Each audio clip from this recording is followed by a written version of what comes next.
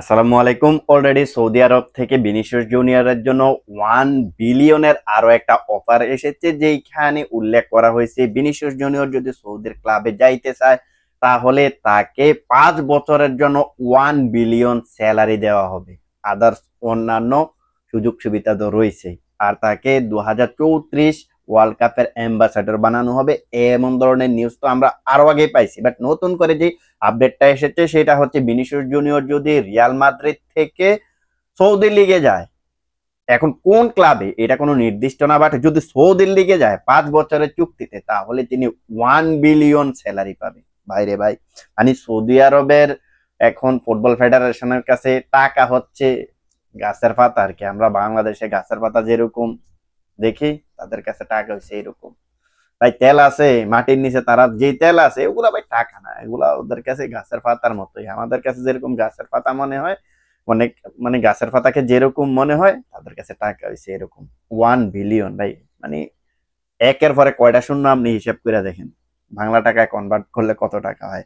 এখন কথা হচ্ছে এমন ধরনের রিউমারটা কেন উঠলো? এমন ধরনের রিউমারটা এই জন্য উঠেছে, ভিনিসিয়াস জুনিয়রের সঙ্গে রিয়াল মাদ্রিদ নতুন চুক্তি নবায়ন করতে চায় না, যার কারণে এমন ধরনের একটা রিউমার উঠেছে। রিয়াল মাদ্রিদ বলতেছে যে তোমার সঙ্গে আমরা 2027 পর্যন্ত যে কন্ট্রাক্টটা করেছি এটা আপাতত এইখানেই শেষ। 2027 সালের পরে যেই কন্ট্রাক্টটা রিনিউ হওয়ার কথা ছিল সেটা আর আমরা করব না, তোমরা তোমাকে আমরা 2027 সালে ছেড়ে দিবে, এমন ধরনের ইঙ্গিত হয়তোবা ভিনিসিয়াস জুনিয়রকে দিয়েছে। যার কারণে আমরা এমন ধরনের একটা রিউমার দেখছি, সৌদির প্রো লিগ তাকে 1 বিলিয়নের একটা অফার দিয়েছে। এখন কথা হচ্ছে ভিনিসিয়াস জুনিয়র আপাতত এই অফারটা লুফে নিবে কিনা।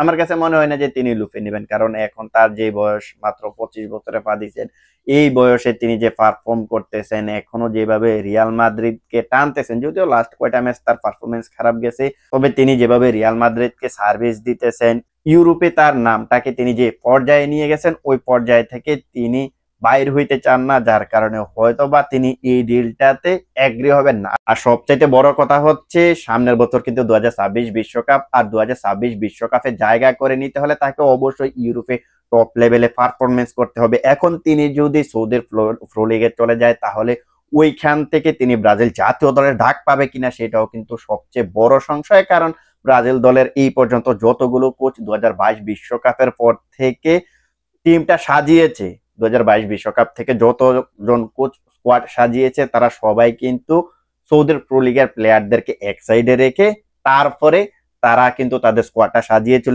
একমাত্র আল হিলাল থেকে নেইমার জুনিয়র এবং বেন্টো মেথিউস ছাড়া, আল নাসর থেকে এই দুইটা প্লেয়ার ছাড়া আর কোনো প্লেয়ারকে সৌদির প্রো লিগ থেকে স্কোয়াডে অ্যাড করে নাই।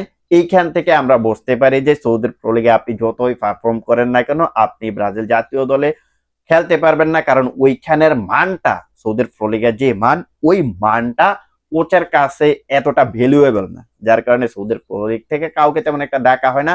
আর যেটা জলযন্ত্র প্রমাণ আমি কিছু প্লেয়ারদেরকে দিয়ে দেই, যেমন আপনি যদি এখন মার্কোস লিওনার্দোর কথা বলেন, সে বিগত 2-3 বছরে আউটস্ট্যান্ডিং পারফরমেন্স করতেছে 2টা বছরে সৌদির প্রো লিগে, বাট তাকে কিন্তু একবারও ব্রাজিল জাতীয় দলে ডাকা হয় না যখন থেকে তিনি সৌদির প্রো লিগে গেছেন।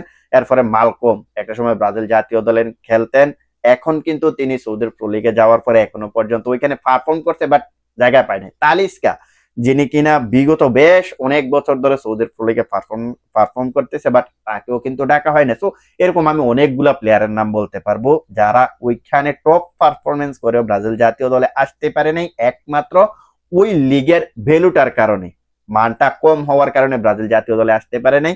যার কারণে এখন ভিনিসিয়াস জুনিয়র হয়তোবা এই রিস্কটা নিতে চাইবেন না সামনের বছর, যেহেতু বিশ্বকাপ রয়েছে, তিনি বিশ্বকাপের স্কোয়াডে থাকতে চাইবেন, যার কারণে তিনি সৌদির প্রো লিগের যে অফারটা রয়েছে এটা আপাতত অ্যাকসেপ্ট করবে না। 2026 বিশ্বকাপের পর হচ্ছে ভিন্ন বিষয়। এবার আমরা আসি রদ্রিগোর দিকে। দেখুন, রদ্রিগোকে নিয়ে আমরা অনেক কয়েকটা আপডেট দিয়েছি যে রদ্রিগো রিয়াল মাদ্রিদ ছাড়তে চলেছে। এখন সর্বশেষ যে আপডেটটা সেটা হচ্ছে, যদি রিয়াল মাদ্রিদ তাকে ডাইরেক্টলি বলে তাহলে তিনি রিয়াল মাদ্রিদ ছেড়ে দিবেন। আর তাকে নিয়ে অনেকগুলা রিউমার আমরা দেখছি, পিএসজির রিউমার দেখছি, ম্যান সিটির রিউমার দেখছি, লিভারপুল আর্সেনালের রিউমার দেখছি। সর্বশেষ আপডেট অনুযায়ী বায়ার্ন মিউনিখের আপডেটটাও কিন্তু আমি আপনাদেরকে দিয়েছিলাম। তো সর্বশেষ আপডেট অনুযায়ী আমরা যে জিনিসটা দেখেছি সেটা হচ্ছে আর্সেনাল অফিসিয়ালি রদ্রিগো ডিলটা থেকে সরে এসেছে, তারা রদ্রিগোকে তারা দলে চায় না। অপরদিকে বায়ার্ন মিউনিখের অবস্থা তারাও কিন্তু রদ্রিগোকে দলে নিতে চাইতেছে না। তারা লুইস ডিয়াজকে জান প্রাণ দিয়ে দলে নেওয়ার জন্য ট্রাই করতেছে। আবার পিএসজি যে একটা আপডেট দেখলাম, পিএসজিও একটা সময় তার উপর ইন্টারেস্ট ছিল, বাট এখন পিএসজিও তার উপর ইন্টারেস্ট দেখাইতেছে না। বাকি রইল একটা ক্লাব, সেটা হচ্ছে লিভারপুল। যদি লিভারপুল তাকে দলে নেয় তাহলে তিনি রিয়াল মাদ্রিদ থেকে লিভারপুলে যাইতে পারবেন। আর এইখানে অনেকগুলা রিজন কিন্তু আমি আপনাদেরকে গত কয়েকটা ভিডিওতে বলেছিলাম।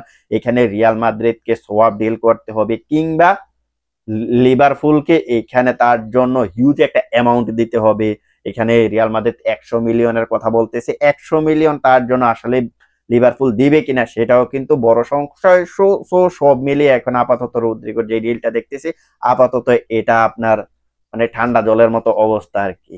এই মুহূর্তে তার যেই রিউমারটা রয়েছে এটা একটু তলানিতে চলে গেছে। সো এখন আপাতত যে জিনিসটা দেখতেছি সেটা হচ্ছে, আমার কাছে মনে হয় না যে রদ্রিগোর ডিলটা আপাতত হবে। হয়তো সামনের যে দিনগুলো রয়েছে ট্রান্সফার উইন্ডো, এই তো ট্রান্সফার সামারটা এই মাত্র শুরু হয়েছে, মাত্র কিছুদিন হইলো। সো এখনো আরো প্রায় 1.5-2 মাসের মতো বাকি আছে। সামনে 1.5-2 মাসে আসলে দেখা যাবে রদ্রিগো কোন ক্লাবটাতে যায়। এবার আমরা আসি রিয়াল মাদ্রিদের দিকে। দেখুন, রিয়াল মাদ্রিদ এবারের মৌসুমে অলরেডি চারটা প্লেয়ারকে সাইন করে নিয়েছে, যেখানে তারা টোটালি খরচ করেছে 167.5 মিলিয়ন। যেখানে আমরা দেখছি যে উইজেনের জন্য তারা 62.5 মিলিয়ন খরচ করছে, তারপর ক্যারারেসের জন্য 50 মিলিয়ন খরচ করছে, ফ্রাঙ্কো মাস্তান্তুনোর জন্য 45 মিলিয়ন খরচ করছে, এবং আর্নল্ডের জন্য তারা 10 মিলিয়ন খরচ করছে। টোটালি এখানে 167 মিলিয়ন খরচ করছে। এখন 167 মিলিয়ন খরচ করে তারা টোটালি চারটা প্লেয়ারকে অ্যাড করছে। এখন রিয়াল মাদ্রিদ অফিসিয়ালি আপাতত ঘোষণা দিয়েছে তারা আর কোনো প্লেয়ারকে সাইন করাবে না। কেন সাইন করাবে না? রিজনটা হচ্ছে তাদের যে স্কোয়াডটা রয়েছে, এই স্কোয়াডটা অলরেডি সম্পূর্ণ ফুল হয়ে গেছে। তারা যদি কিছু প্লেয়ারকে সেল করে দিতে না পারে তাহলে তারা তাদের স্কোয়াডে কোনো প্লেয়ারকে অ্যাড করতে পারবে না। হ্যাঁ, অ্যাড করতে পারবে, কিন্তু লা লিগার যে একটা রুলস রয়েছে, আপনি ম্যাচের যে স্কোয়াডটা থাকে, এই স্কোয়াডে ম্যাচ স্কোয়াড, আমি পুরো স্কোয়াডের কথা বলি নাই, ম্যাচের আগে যে একটা স্কোয়াড ঘোষণা করে ওইখানে আপনি 25 জনের বেশি রাখতে পারবেন না। আর অলরেডি রিয়াল মাদ্রিদের হাতে এত পরিমাণ ফুটবলার এসে গেছে যাদেরকে আপনি না খেলাইয়ে আপনি রাখতে পারবেন না। যেমন আপনি এখানে আলেকজান্ডার আর্নল্ডকে সাইন করাইছেন, তাকে অবশ্যই খেলাইতে হবে। লেফট ব্যাক ক্যারারেস, তাকেও কিন্তু খেলাইতে হবে। এই জায়গায় যেই ডিফেন্ডার রয়েছে হুইজেন, তাকেও কিন্তু খেলাইতে হবে। এট দ্য সেম টাইম আমরা দেখছি যে কাস্তিয়ান থেকে কিছু কিছু প্লেয়ার উঠে আসতেছে, যেমন গঞ্জালো গার্সিয়া, তাকেও কিন্তু স্টার্ট করাইতে হবে, কারণ তিনি কিন্তু একেবারে একটা ডিমান্ড করে রাখতেছেন। তিনি যে লেভেলের পারফরমেন্স দিতেছেন, তিনি ডিমান্ড করে রাখতেছেন যে আমাকে রিয়াল মাদ্রিদের ফার্স্ট 11-এ আনতেই হবে। সো এই যে কিছু কিছু প্লেয়ারের কথা বললাম তাদেরকে সাইন করিয়েছে, এই প্লেয়ার গুলাকে ফার্স্ট 11-এ কিংবা স্কোয়াডে, ম্যাচের স্কোয়াডে নিয়ে আসতে হলে অবশ্যই তাদের স্কোয়াডটা 25 জনে রাখতে হবে। বাট রিয়াল মাদ্রিদের বর্তমান যে পরিস্থিতি, এই পরিস্থিতি থেকে আমরা দেখতে পাইতেছি প্রায় 30 জনের মতো প্লেয়ার হইতেছে। কারণ এই জায়গায় আমরা দেখতেছি যে এডার মিলিতাও ইনজুরি থেকে ব্যাক করেছে, কারবাহাল ইনজুরি থেকে ব্যাক করেছে। সো এদেরকেও তো স্কোয়াডে অ্যাড করতে হবে, তাই না? সো এই জায়গায় তাদেরকে স্কোয়াডে অ্যাড করতে হলে, আর স্কোয়াডটা লা লিগার নিয়ম অনুযায়ী 25 জনের করতে হলে কিছু কিছু প্লেয়ারকে সেল করতে হবে। রিয়াল মাদ্রিদ অলরেডি চারটা প্লেয়ারকে সাইন করিয়ে ফেলেছে। এই চারটা প্লেয়ারের মানে বিপরীতে তারা দুইটা মাত্র প্লেয়ারকে সেল করতে পারছে। একটা হচ্ছে লুকা মদ্রিচ, একটা হচ্ছে লুকাস ভাস্কেস। বাকি আরো কিছু প্লেয়ার সেল করতে হবে। এই জায়গায় হয়তোবা আলাবার নামটা আমরা পেয়ে যাব, তাকে হয়তোবা সেল করে দিতে পারে। মেন্ডির নামটাও হয়তোবা আমরা পেয়ে যাব, যে তাকে হয়তোবা সেল করে দিতে পারে। সো এই কিছু কিছু প্লেয়ারকে সেল না করলে তারা আপাতত কোনো প্লেয়ারকে সই করাইতে পারবে না। তারা লা লিগার জন্য রেজিস্ট্রেশন করাইতে পারবে, কিন্তু স্কোয়াডে তাদেরকে খেলানোর জন্য যে একটা সুযোগ দরকার সেই সুযোগটা তাদেরকে দিতে পারবে না। তাই আপাতত রিয়াল মাদ্রিদ এই জিনিসটা স্থগিত করে দিয়েছে যে তারা আপাতত কোনো প্লেয়ার সাইন করাবে না। এটা হচ্ছে অফিসিয়ালি নিউজ। পরবর্তীতে যদি তারা কোনো প্লেয়ারকে যদি সেল করে দিতে পারে তাহলে পরবর্তীতে তারা হয়তোবা আরো কিছু কিছু প্লেয়ার সাইন করাবে, যেটা ইন ফিউচারে আমরা আগামী যে 1.5 থেকে 2 মাসের মতো রয়েছে ট্রান্সফার মার্কেটের যে সময়টা, ওইখানে আমরা হয়তোবা দেখতে পারবো। তো সবকিছু মিলিয়ে এখন রিয়াল মাদ্রিদের অবস্থা হচ্ছে তারা ভিনিসিয়াস জুনিয়রকে নিয়ে কি সিদ্ধান্ত নেবে, তারা রদ্রিগোকে নিয়ে কি সিদ্ধান্ত দিবে, এইটা হচ্ছে সবচেয়ে বড় ফ্যাক্টর। তো দেখা যাক শেষ পর্যন্ত কি হয়। তো আজকের ভিডিওটা এখানেই শেষ করবো। দেখা হবে অন্য কোনো এক ভিডিওতে। সেই পর্যন্ত ভালো থাকবেন।